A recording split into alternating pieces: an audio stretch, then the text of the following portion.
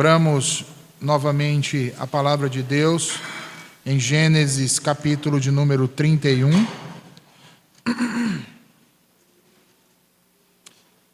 Gênesis 31.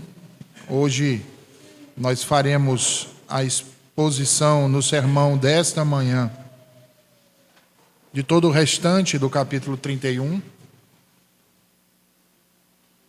que vai do versículo 19 até o versículo de número 55.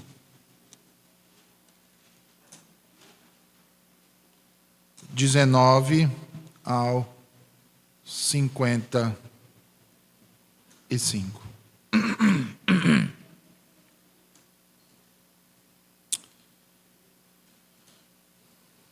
Mas nós vamos fazer uma leitura, irmãos, até o versículo 25. E as demais partes do texto nós vamos lendo à medida que fomos expondo nessa manhã. Gênesis 31, 22 ao 25. 19 ao 25. E havendo Labão ido tosquiar as suas ovelhas, furtou Raquel os ídolos que seu pai tinha. E Jacó logrou a Labão, o arameu, porque não lhe fez saber que fugia. E fugiu ele com tudo o que tinha, e levantou-se, e passou o rio, e se dirigiu para a montanha de Gileade. E no terceiro dia foi anunciado a Labão que Jacó tinha fugido. Então tomou consigo seus irmãos, e atrás dele seguiu o seu caminho por 7 dias, e alcançou-o na montanha de Gileade. Veio, porém, Deus a Labão, o arameu, em sonhos de noite, e disse-lhe: guarda-te, que não fales com Jacó, nem bem, nem mal. Alcançou, pois, Labão a Jacó, e armara Jacó a sua tenda naquela montanha. Armou também Labão, com seus irmãos, a sua, na montanha de Gileade. Amém. Vamos orar. Senhor, eis a tua palavra, e bem sabemos que tu tens muito a nos falar durante esse sermão. Que os nossos corações sejam abertos, Senhor, pelo teu Santo Espírito, e que através do auxílio dele e de sua iluminação,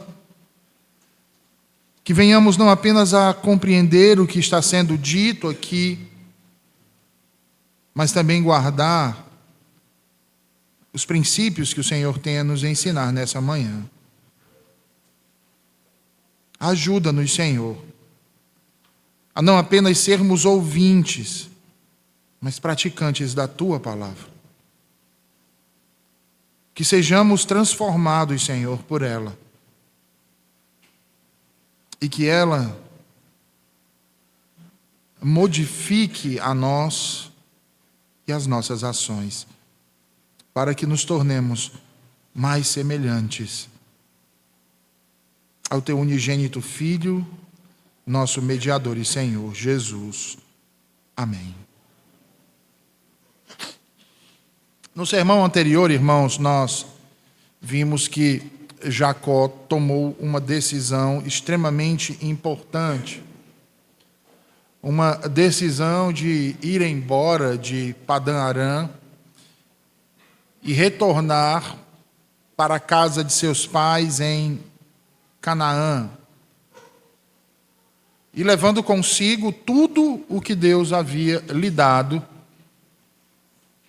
naquele período que passou em Harã, na casa de seu tio Labão, um período de aproximadamente 20 anos, nos quais, durante esses 20 anos, 2 esposas, 11 filhos, servos e o gado que conseguiu juntar para si nos últimos 6 anos. No entanto, nós vimos também que, temendo Jacó de ser impedido por seu sogro Labão de partir, mantém em segredo a sua decisão e aguarda então pelo período da tosquia das ovelhas, para só assim partir daquele lugar. Ora, irmãos, a tosquia normalmente ocorria entre os meses de abril e maio, se nós considerarmos o que nos é dito pelo próprio Moisés, lá em Deuteronômio capítulo 18 e versículos 4, e ela era realizada em áreas periféricas, ou seja, distantes de onde os rebanhos ali estavam, e exigia um considerável esforço, uma grande mão de obra e principalmente a atenção dos pastores e principalmente dos proprietários dos rebanhos. Assim, sabendo Jacó que nesse período Labão e seus filhos estariam muito atarefados e preocupados com as demandas de seus rebanhos, viu, nesse momento, a ocasião ideal, ocasião de sua vulnerabilidade, para que ele pudesse então partir secretamente, levando consigo tudo o que era seu, tudo o que havia adquirido. E assim ele então o fez. No entanto, irmãos, nos chama a atenção aquilo que diz Moisés no versículo de número 19, porque ele diz que nesse interim em que Jacó se prepara, ele conversa com as suas esposas, elas concordam, e eles estão prontos para partir, e provavelmente a caravana já estava pronta. A Escritura nos diz que Raquel vai até a casa de seu pai e furta os ídolos dele. Ora, irmãos, o furto era e é até hoje um delito e, para os que temem ao Senhor, um grave pecado. Logo, nós não podemos passar por essa passagem sem entendermos as razões do porquê que Raquel fez isso. E sobre essa questão em específico, algumas teses são defendidas. A primeira delas diz que Raquel furtou os ídolos do pai em virtude destes possuírem os espíritos ancestrais daquela família. Espíritos esses que, através de um ritual de necromancia, poderiam ser consultados. Então, o chefe da família que os possuía consultava esses espíritos ancestrais quando precisava de algum conselho, quando precisava saber de alguma coisa. A segunda teoria diz que Raquel teria furtado os ídolos de seu pai para garantir a herança de seu pai para seu filho José. Vejam bem, essa ideia surge a partir de uma prática urrita encontrada nos escritos extra-bíblicos de Nuse, que datam do século XV a.C. Em uma dessas tabuletas, dizia-se que aqueles que os ídolos domésticos estivessem sob a posse, era reconhecido como herdeiro legal da propriedade. Há ainda uma terceira tese, e é a tese mais plausível e abraçada pela maioria dos eruditos dentro da ortodoxia cristã. Essa terceira tese entende que Raquel teria se apropriado desses ídolos por duas razões. A primeira, para que o seu pai não os consultasse e descobrisse o caminho que eles estavam indo. E segundo, para garantir na viagem que fariam proteção. Como assim proteção?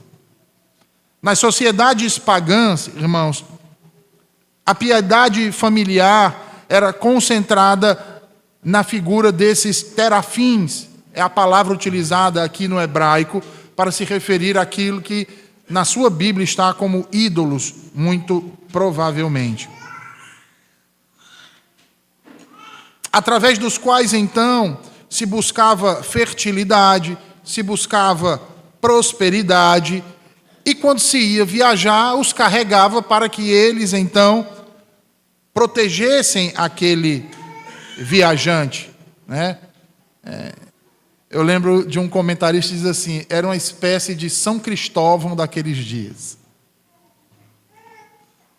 Calvino, Matthew Poole, Greenberg, Gordon Warren, baseados naquilo que escreve Joséfo, acreditam, portanto, que Raquel, mesmo tendo concordado com Jacó em obedecer ao que Deus disse, para que eles fossem embora e que ele os protegeria, ainda mantinha alguns dos costumes e superstições de sua família arraigados em seu coração. E por isso, então, ela furtou as estatuetas dos deuses de seu pai. E vejam, irmãos, que aqui, parafraseando João Calvino, a idolatria é algo praticamente inerente à natureza humana decaída. Lutero, em uma de suas exposições do segundo mandamento, dizia que a idolatria, poderia ser definida como sendo tudo aquilo que o coração do homem se apega e se entrega com fé.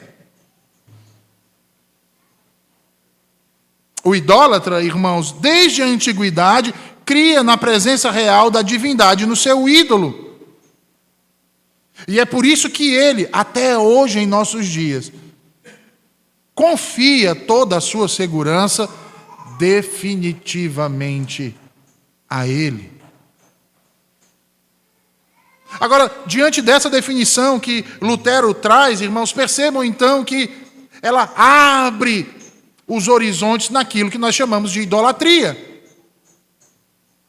Essa definição faz com que a idolatria nem sempre, então, se restrinja a um artefato em si, como estátuas, ou estatuetas, ou gravuras, ou pinturas.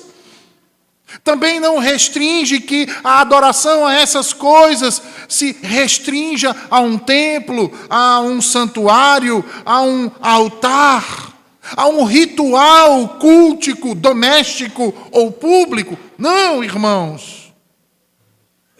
Os horizontes aqui se ampliam. A grande verdade, segundo esse conceito que Lutero nos traz, é que a idolatria se manifesta exatamente quando colocamos a nossa confiança e a nossa fé, e isso independente de um ambiente ou contexto religioso, em algo ou alguém acima do próprio Deus. Sendo assim, vejam que Raquel concordou com Jacó. Ela conhecia o Deus único. Ela conhecia o Deus vivo. Ela sabia quem era o Deus de Abraão. Ela sabia quem era o Deus de Isaac. Ela sabia quem era o Deus de Jacó. Mas a sua confiança e a sua fé não estavam centradas no Deus vivo.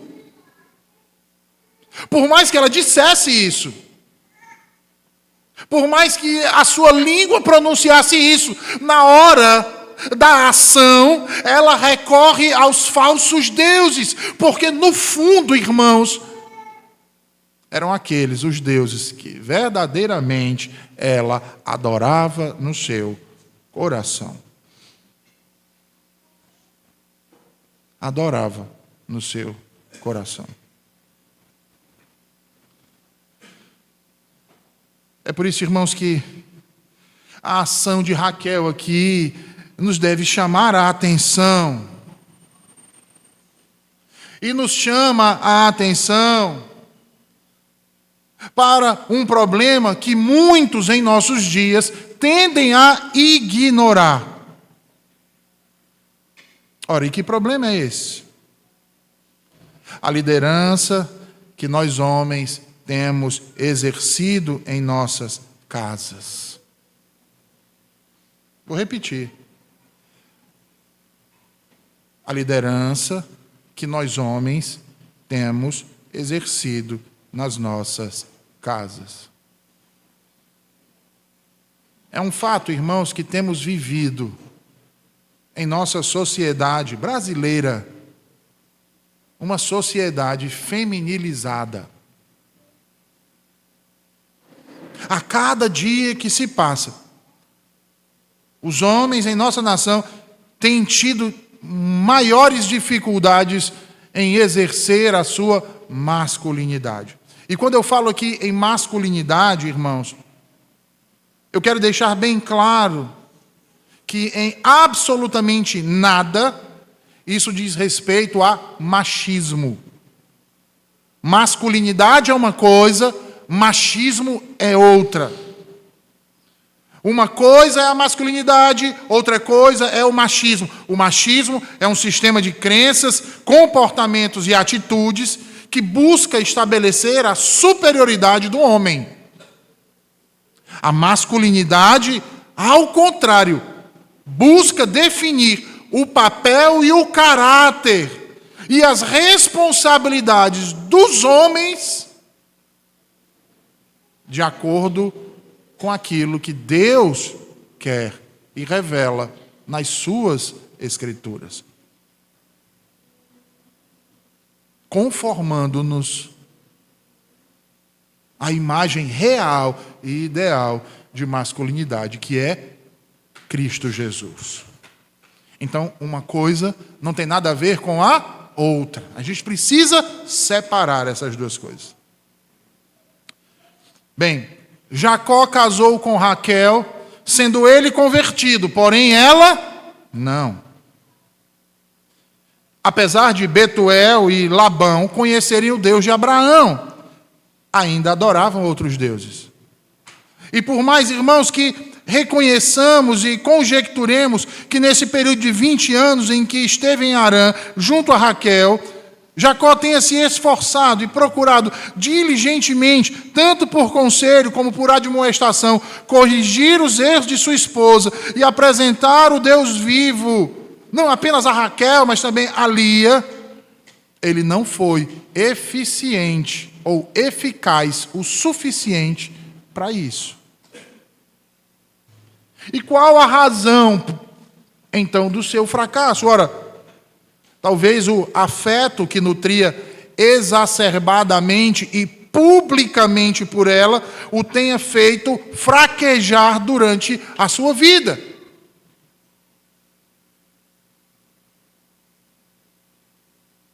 É aquele amor exacerbado e que manifesta, de certa maneira, um tipo de apego quase que idólatra a um indivíduo, irmãos.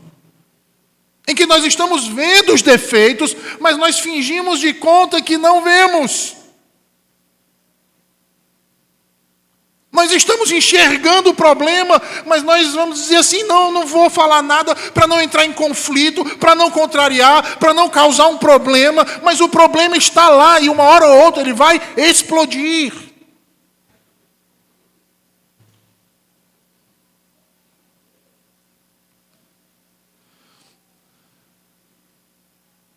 E provavelmente foi isso que o fez fraquejar durante a sua vida.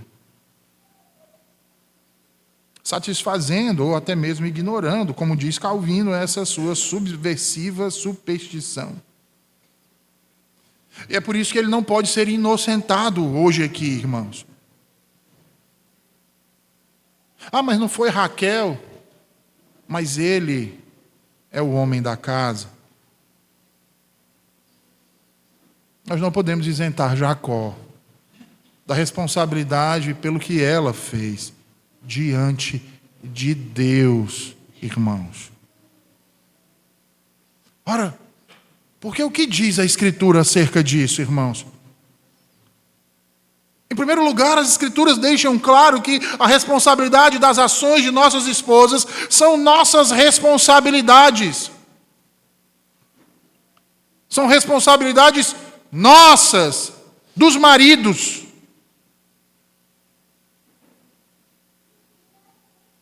Ora, de acordo com Gênesis 3, Eva foi o primeiro ser humano a desobedecer a Deus, a comer do fruto da árvore que Deus disse para que não se comesse. O fruto da árvore do conhecimento do bem e do mal. E vejam que ela não apenas come do fruto, mas ela dá ao seu marido Adão e ele come também. Mas quando Deus vem ter com eles, na viração do dia, a quem Deus pediu satisfação? Não foi a mulher. Ao homem. Portanto, ao marido. Ora, de acordo com Gênesis 3:9, Deus chama por Adão. Mas por que Adão? Porque ele foi o primeiro a ser criado e, portanto, estabelecido como cabeça desse corpo que surge da união entre um homem e uma mulher.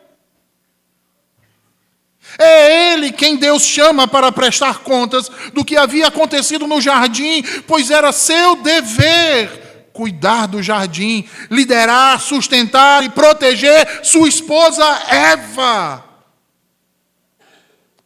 Mas ele falhou. Fracassou no seu dever. E vejam, irmãos, que quando a cabeça falha, o corpo sente as consequências. É inevitável.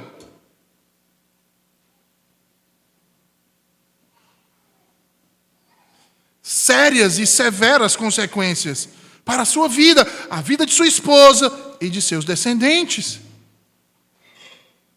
E é assim, irmãos, porque quando tomamos uma esposa para nós, nos tornamos uma só carne com ela, ou seja, um só corpo, cuja cabeça somos nós.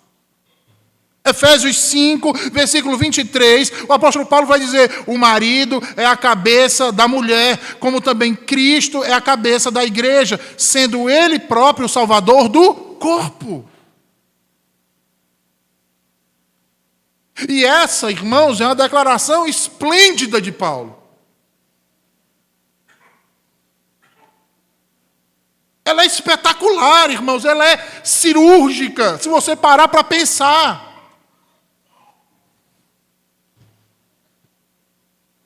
Não há nenhuma outra analogia tão precisa como essa. E que talvez muitos aqui não tenham parado para pensar nisso. Que eu vou mostrar hoje aqui para vocês por quê. Você já parou para pensar que a cabeça é a parte responsável pelo controle das funções vitais do corpo? Regulando todos os processos básicos e automáticos necessários para a sobrevivência, como a respiração, o ritmo cardíaco, a pressão arterial, a temperatura corporal através do cérebro? Você já parou para pensar que é a cabeça quem controla as funções básicas do corpo, como a digestão, a micção, a excitação sexual? Será que você já parou para pensar que é a cabeça o responsável por toda a parte de processamento sensorial do seu corpo? É o lugar onde se recebe e interpreta todos os sinais provenientes dos órgãos dos sentidos, como visão, audição, olfato, paladar, tato.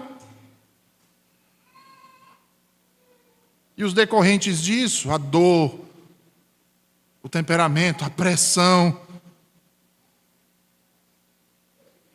Você já parou para pensar que é a cabeça quem transforma meros impulsos elétricos em percepções conscientes, que é a cabeça responsável pelo controle motor e toda a coordenação dos movimentos de uma pessoa, e que é ela quem garante o equilíbrio, a coordenação e a precisão dos movimentos, a postura e a posição do corpo? Uau! É a cabeça responsável por isso. Mas quantas vezes você não leu esse texto de Efésios 5, você leu e está dizendo eu sou a cabeça, e você pensa que é só dar ordem.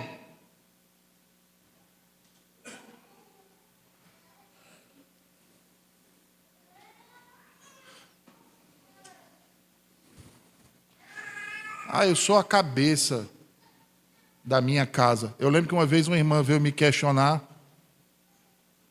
porque foi na casa da filha, e chegou lá, a coitada da filha doente há 2 dias, com dengue, tendo que limpar a casa sozinha, lavar a louça, fazer comida, fazer tudo. E quando ela perguntou para o marido dela por que ele não ajudava ela, porque ela estava com febre, com 40 graus de febre, ele disse, não, porque eu sou o cabeça, a responsabilidade dela fazer tudo isso aí.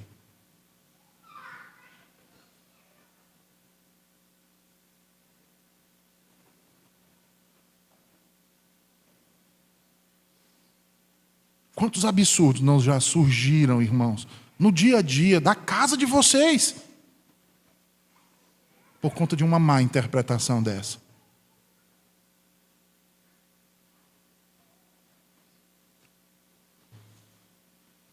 Você já parou para pensar que é a cabeça responsável para o planejamento, a tomada de decisão, a resolução de problemas, os julgamentos que fazemos, que é ela quem controla a nossa atenção e a nossa consciência, e ainda é responsável pelas nossas emoções e o comportamento do nosso corpo, gerando o humor de cada indivíduo que vai influenciar e coordenar o seu comportamento social. Você já parou para pensar nisso? Pronto, se você não parou para pensar nisso, pare para pensar a partir de hoje nisso, da função da sua cabeça no seu corpo, através do seu cérebro, e se veja agora, você e sua mulher como sendo um só corpo. E você vai ter ideia das suas responsabilidades para com ela.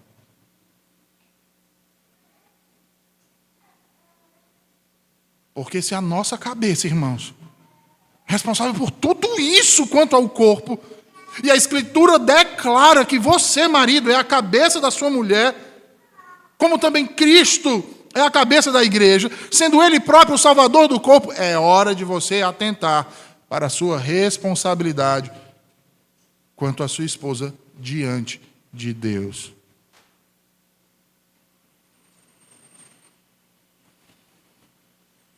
Você já parou para pensar nisso, marido?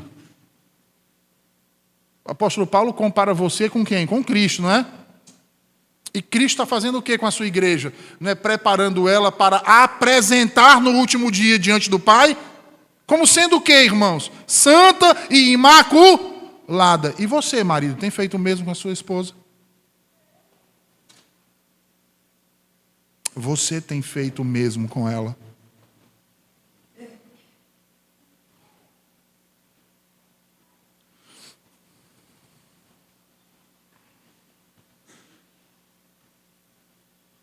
Não queiram falhar, como falhou Adão, como falhou Ló, como falhou Abraão, como falhou o próprio Isaac, como falhou Jacó, como falhou Sansão, Acabe, Salomão e muitos outros irmãos.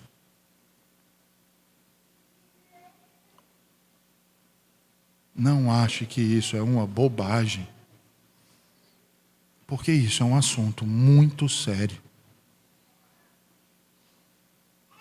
Casamento é algo muito sério. O seu papel de marido é muito sério. A Escritura lhe compara a Cristo.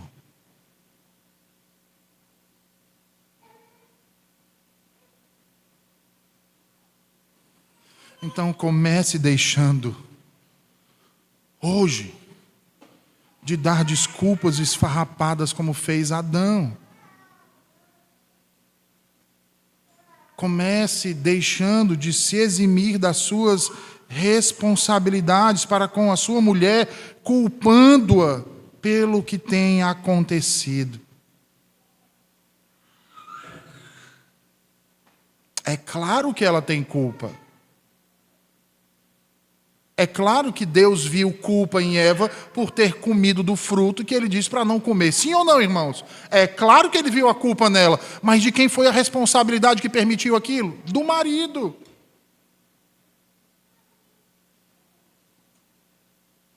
Então pare de jogar a culpa na sua esposa pelo que tem ordenado Deus.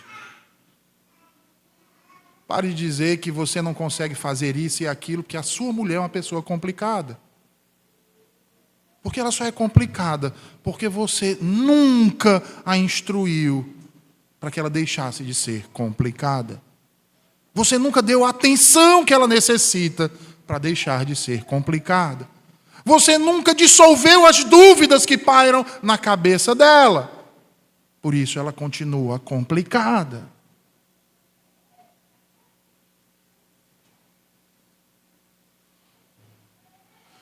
Então comece fazendo isso.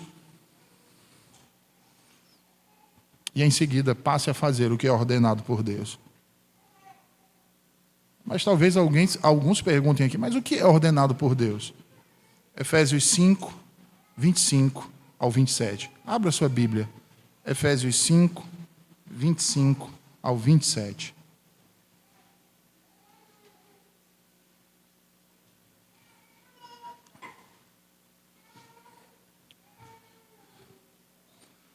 Efésios 5, 25 ao 27.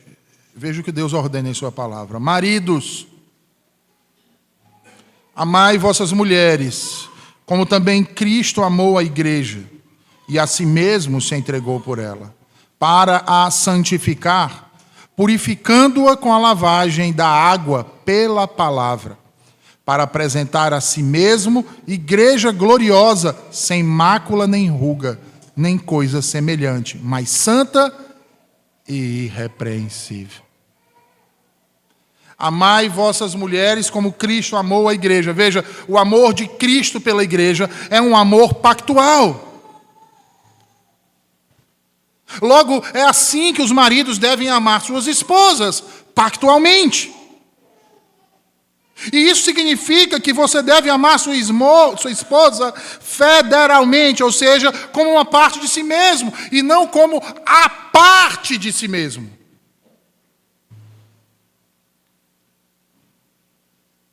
E por que deve ser assim? Por causa dessa relação pactual que tem conosco. Que Cristo se entrega por nós, que Ele toma sobre si os nossos pecados, que Ele se faz maldito em nosso lugar, porque nós e Ele nos tornamos um. Logo, é esse mesmo amor que Deus está ordenando que você tenha pela sua esposa. Um amor pactual. Agora, a partir disso, pare e pense um pouco. Você consegue imaginar Jesus Cristo tendo esse amor que acabamos de descrever, chegando diante do Pai para murmurar contra a esposa dele, a igreja? Vocês conseguem imaginar isso? Vocês conseguem imaginar Cristo acusando a sua esposa, culpando-a de todos os problemas da sua vida, ou pelo menos da maior parte deles? Vocês conseguem imaginar isso? Conseguem imaginar Cristo desejando ter uma outra esposa? Mais ainda, conseguem imaginar Cristo pedindo divórcio? Dizendo, eu já tentei de tudo com essa igreja.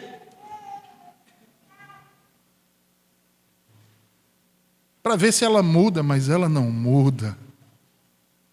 Vocês conseguem ver Cristo dizendo isso da sua esposa? Não dá para imaginar isso, dá? Dá não, né? Por que que não dá? Porque nós sabemos que Cristo ama a sua esposa, Cristo ama a igreja. Mas e você, marido? Ama a sua mulher? Ou você ama a si mesmo?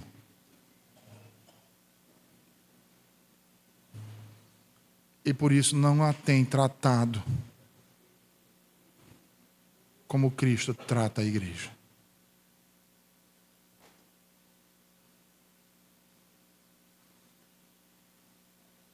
Você tem assumido as responsabilidades federais com a sua mulher?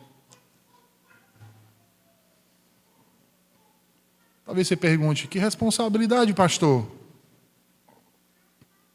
Paulo fala aí no texto.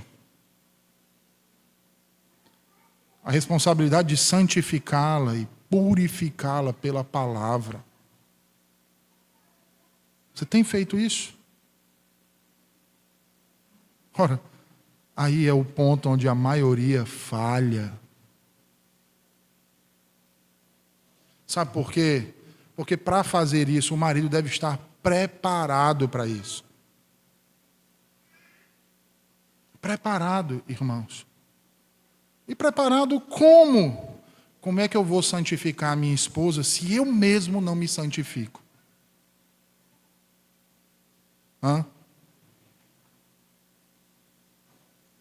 Como é que eu vou santificar a minha esposa? Como é que eu vou exigir da minha esposa uma vida mais pura se eu costumo ver pornografia no meu celular?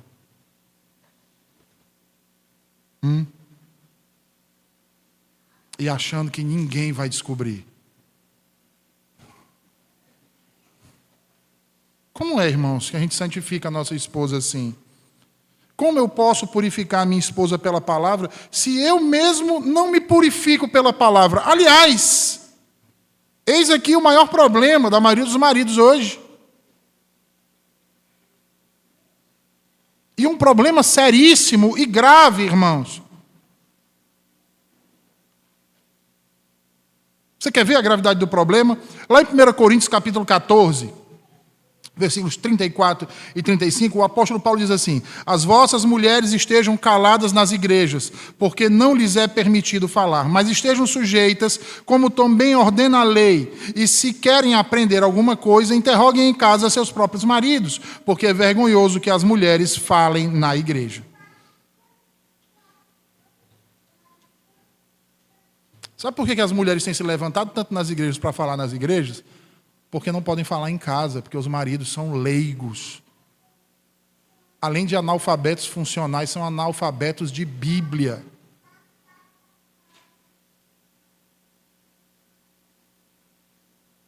Analfabetos de Bíblia. Então como é que você vai santificar a sua esposa na palavra?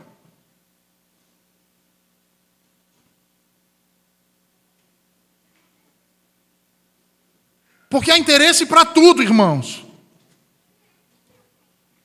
Menos para a palavra. E não adianta negar o óbvio. Você não precisa levantar a mão. Se bem que se fosse Lutero, ele ia mandar os homens levantarem as mãos. Mas eu não sou Lutero. Você não precisa levantar as mãos. Eu quero que você faça um exercício da sua consciência. Quantos aqui têm prazer pela doutrina? Quantos aqui têm vindo para as reuniões de doutrina aqui durante a semana? Vamos lá, não tem amor pela palavra? Quantos aqui têm ficado na reunião de escola dominical? Quantos aqui sabem, ao final do culto matutino e vespertino, pelo menos qual foi o texto que foi utilizado como base para o sermão? Quantos aqui, com base no que ouviram, podem aplicar pelo menos um dos princípios que foram pregados à sua vida? Quantos? Ah, não, mas eu amo a palavra. Não, irmão, você não ama a palavra.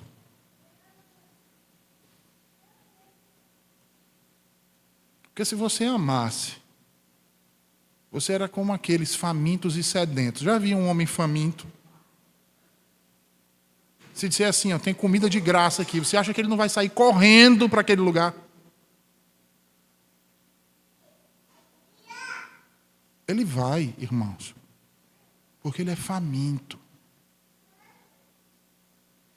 Você acha que um sedento, se ele vê uma plaquinha, aqui, água fresca, ele não vai correr para aquela fonte e beber água. Ele não vai nem querer sair de perto, irmãos, porque ele é sedento. Mas parece que os homens de nossos dias já estão fartos disso. Fartos disso.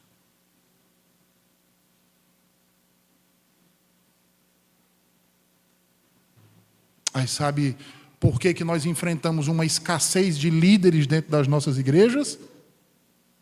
Por isso. Exatamente por isso. Porque um dos princípios que a Escritura nos traz é que um presbítero ou um diácono, eles têm que governar bem a sua casa. Governar bem diz respeito ao quê? Exatamente isso. Então, se não governam, não podem ser oficiais. Percebem o porquê da dificuldade de encontrarmos oficiais nos nossos dias? Porque isso não é exclusivo aqui, irmãos. Eu conheço outros pastores, nós conversamos.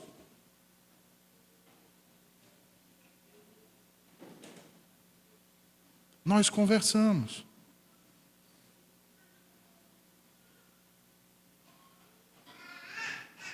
Ora, irmãos, se não conseguem amar a própria esposa, como é que vão amar a esposa de Cristo, que é a igreja? Se não tem tempo para a sua própria esposa, onde vão arranjar tempo para cuidar da esposa de Cristo?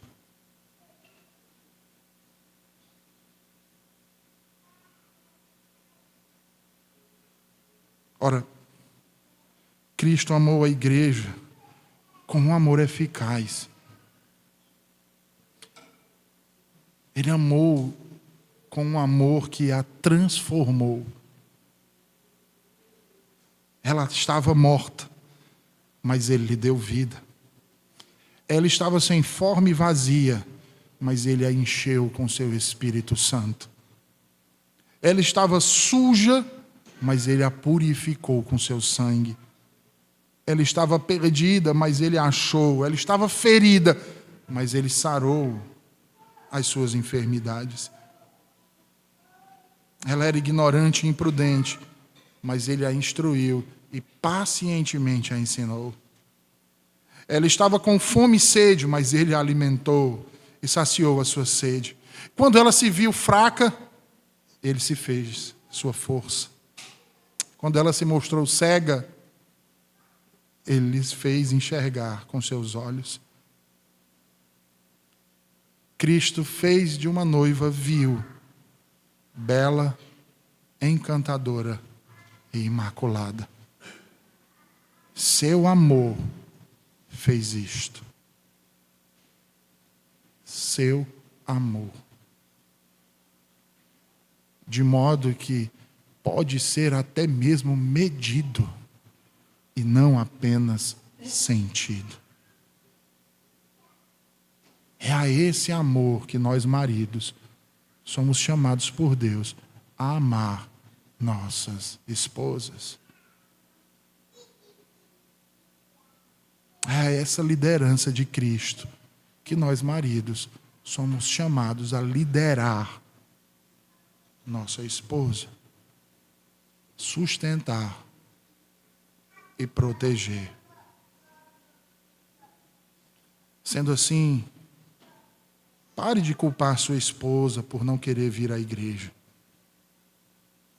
Pare de dizer que a culpa do seu atraso nos cultos, nos seus compromissos é dela. Não é dela, é sua. Porque você não a instruiu, você não a ajudou, você não a ensinou a amar a igreja. Se duvidar, você até falou mal dos irmãos para ela, falou mal do pastor para ela, falou mal dos presbíteros para ela, e agora você quer que ela ame a igreja? No primeiro problema que você teve com outro irmão pecador igual a você, ao invés de ter sabedoria e administrar aquilo, não, você foi pegar a sua mulher para colocar contra o irmão.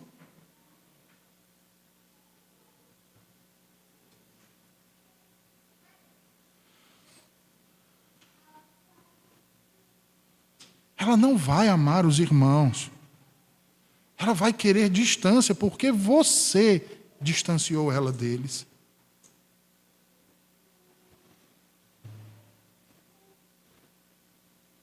Você não foi sábio, não filtrou os problemas. Você não a orientou como deveria, para protegê-la. Para protegê-la. Foi você quem não ensinou ela a organizar as atividades. Você não a ajudou quando ela pediu. Você não a socorreu quando ela se viu afogando em meio às inúmeras tarefas e coisas que você simplesmente jogou sobre ela e disse: se vira, é teu papel.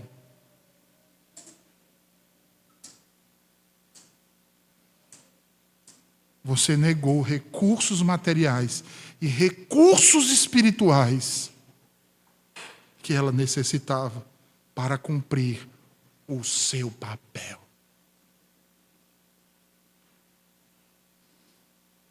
Então hoje, irmãos, sejam homens. Tenham uma atitude responsável e benevolente para liderar, sustentar e proteger sua esposa. Nisso não imite a Jacó, que não corrigiu e nem repreendeu a idolatria no coração de sua esposa. Não sejam coniventes com o erro.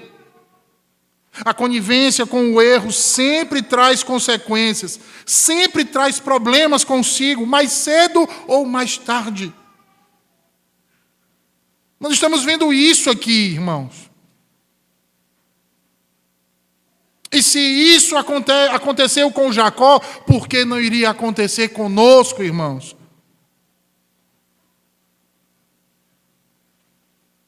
Porque o que diz a Escritura? Moisés diz que, tendo Jacó logrado o coração de Labão, o arameu, ou seja, o ferido, magoado, por não lhe ter informado de sua saída, privando-o de se despedir de suas filhas e netos. Este, quando soube que o que havia acontecido, inclusive do furto dos seus ídolos, se enfureceu e foi atrás de Jacó, levando consigo seus parentes mais próximos. E, meus irmãos, lembrem-se disso, o homem mau não se priva daquilo que compete a ele. Ora, e o que compete a ele? Fazer maldade. O perverso é diligente e ávido para servir às suas paixões pecaminosas de seus corações, para saciar o seu desejo de ódio e de vingança. E eles fazem isso com grande diligência. Eles são mais diligentes do que os justos para fazer o bem. Infelizmente. Eles são mais veementes em sua ira do que os justos, muitas vezes em seu amor. Isso me lembra do que diz a Escritura em Provérbios 4,16. Não dormem se não fizerem o mal. E foge deles o sono se não fizerem tropeçar a alguém. O homem mau, irmãos, traz perversidade no coração. Ele sempre está maquinando o que é maligno. Ele vive semeando contendas. Logo, muito cuidado com quem vive agindo assim. Quem vive tramando o mal, planejando uma forma de atingir o outro, esperando o momento adequado para aplicar a sua vingança. Não se esqueçam, irmãos, que o mal é sempre mal e, portanto, distinto do que é bom. Cabe a nós, que tememos ao Senhor, procurar fazer o bem. Pois, como diz a Escritura em Provérbios 11:27, quem busca o bem alcança favor, mas o que procura o mal, este lhe sobrevirá. Ora, o que segue a justiça e a bondade achará vida, justiça e honra, diz Provérbios 21:21. Jacó aqui intentou bem. Por que ele decidiu ir embora naquele momento? Porque Deus ordenou que ele fosse embora. Então ele agiu muito bem, ele foi obediente ao que Deus disse. Ah, mas ele errou porque não foi se despedir, não levou as filhas para ele se despedir. Labão não tinha aquelas mulheres como filhas.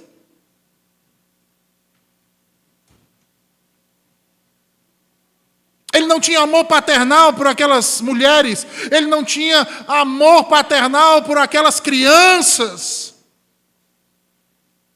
Era interesse. E Jacó já havia percebido o que ele faria quando chegasse a hora dele dizer: estou indo embora. E não é que Jacó não quisesse confrontá-lo, irmãos. Jacó estava visando, nesse ponto, estava visando proteger a sua família, porque ele sabia que aquilo poderia se desencadear até mesmo em uma ação com armas.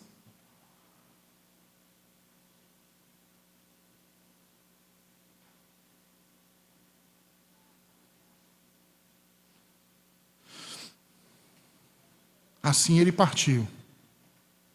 E Labão, ao descobrir o que havia acontecido, foi atrás de Jacó com o intuito de detê-lo e trazê-lo de volta da forma que fosse necessário para que isso acontecesse. E Deus sabia disso, irmãos. É por isso que o Senhor então intervém.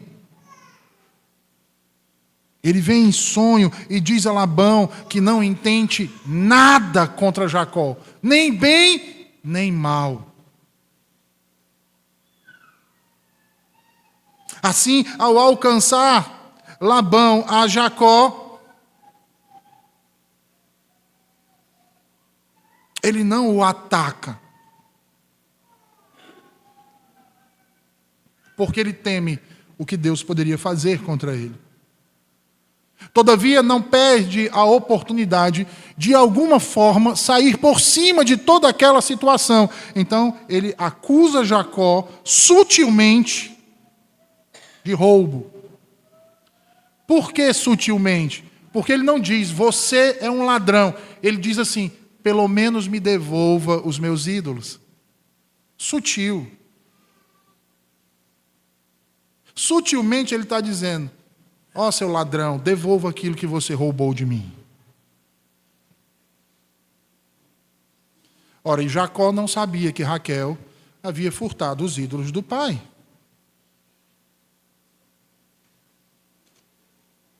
Ele não sabia. Por isso, vejam aí a resposta dele veemente. No versículo 32, com quem achares os teus deuses, esse não viva. Veja bem, a punição por furto no Antigo Oriente Próximo não era com a morte. Mas Jacó decreta aqui uma pena capital. Pelo quê, irmãos? Pela convicção de que o que ele estava fazendo não era errado, que ele não havia feito nada pecaminoso, ele não havia errado em nada em ir voltar para a casa de seus pais. Então, por convicção, ele não adora outros deuses, ele não carrega outros deuses, ele não se prostra diante de falsos deuses, ele crê no único Deus vivo e verdadeiro, o qual ele teme. Então, convictamente ele diz: procure, e com quem você achar, esse morrerá.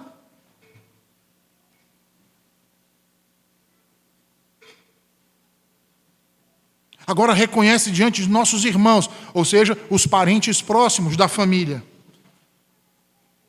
Jacó os toma aqui como testemunhas e diz: agora reconhece diante de nossos irmãos o que é teu, do que está comigo, e toma-o para ti. Ou seja, eu estou me acusando de roubo. Agora você vai ter que provar diante de todas essas testemunhas.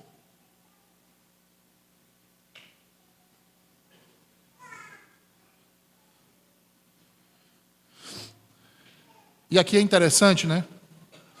Porque por que foi mesmo que Raquel pegou os ídolos?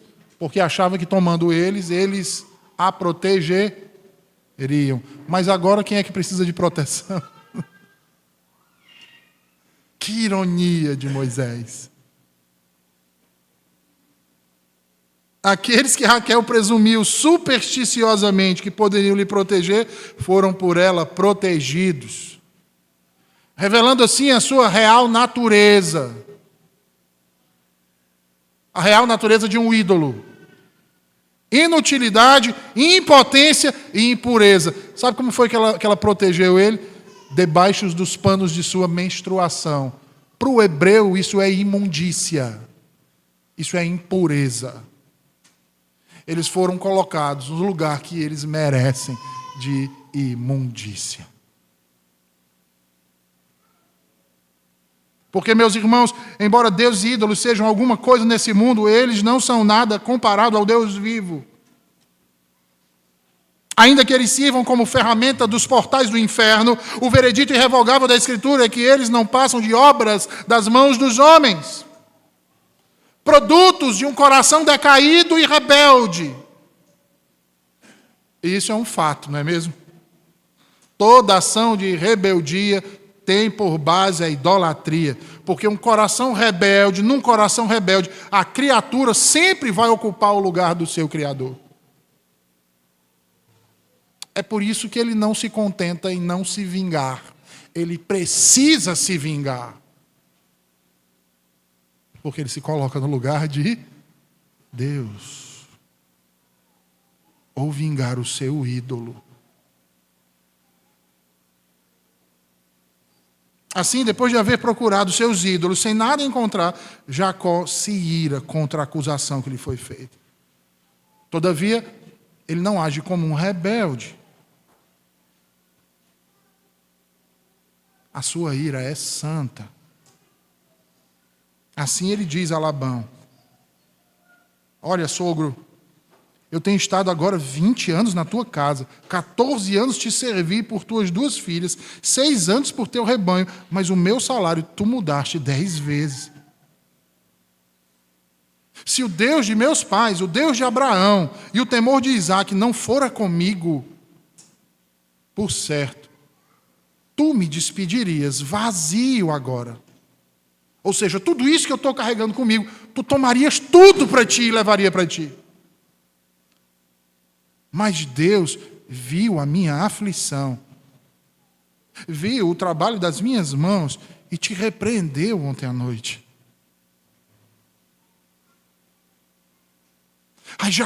Aí Labão então responde, e vejam como ele responde, irmãos: estas são minhas filhas, e estes filhos são meus, e este rebanho é o meu rebanho, e tudo o que vês é meu, e que farei hoje a estas minhas filhas, ou aos filhos que deram à luz? Ele não tem mais nada o que dizer, irmãos. Depois de ser admoestado de uma forma tão veemente por Jacó, ele não tem nada que pudesse então justificar a si mesmo, nem mesmo condenar Jacó por ter ido embora, na frente de todos os seus parentes.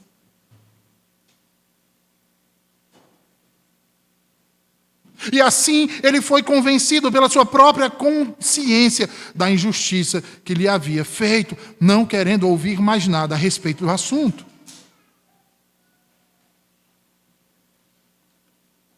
Mas ainda assim, recusou-se a pedir perdão a Jacó.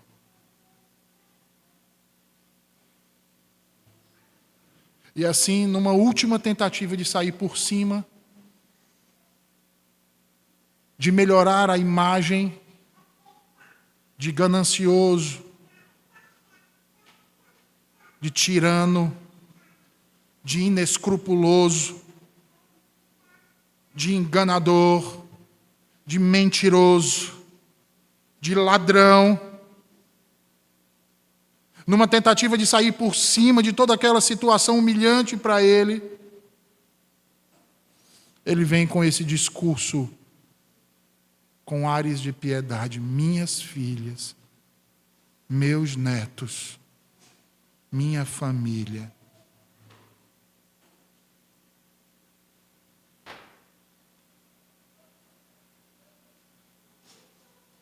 Vendo, porém, que Jacó não valorizava o que ele dizia, nem os demais ao seu redor, sugere então uma aliança para dar um ponto final em toda aquela história. Mas sobre essa aliança, nós trataremos em uma outra oportunidade. Vamos orar?